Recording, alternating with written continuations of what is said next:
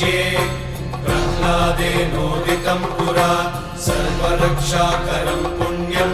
सर्वोपद्रवनाशनं स्वाहा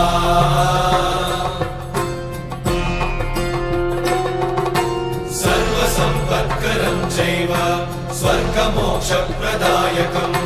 ध्यात्वा नृसिंहं देवेशं हेमसिंहासनस्थितं स्वाहा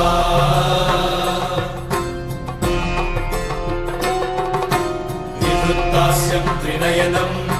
शरदिन्दुसमप्रभं लक्ष्म्यालिङ्गितवामाङ्गं विभूतिनिरुपाश्रितं स्वाहा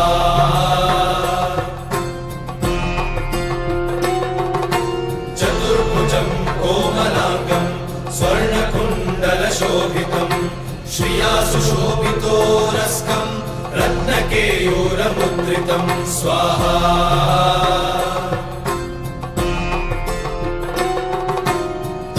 काञ्चनसङ्काशं पीतनिर्मलवाससं इन्द्रादिसुरमौलिष्टस्फुरन्माणिक्यदीप्तिभिः स्वाहा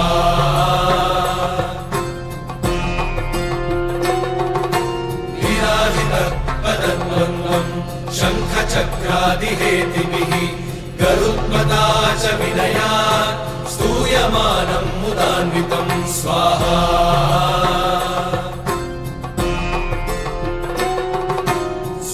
कमलसंवासं कृत्वा लुकवचं पठेत् नृसिंहो मे शिरः पातु लोकरक्षार्थसम्भवः स्वाहा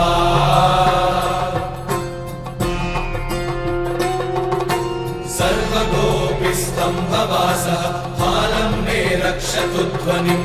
नृसिंहो मे दृशौ पातु सोमसूर्याग्निलोचनः स्वाहा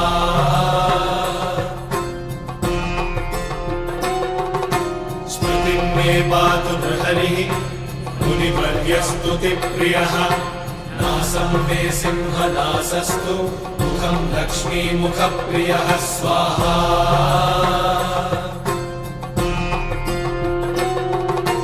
सर्वविद्याधिपः पातु नृसिंहो रसनां मम वक्त्रं पात्विन्दुवदनं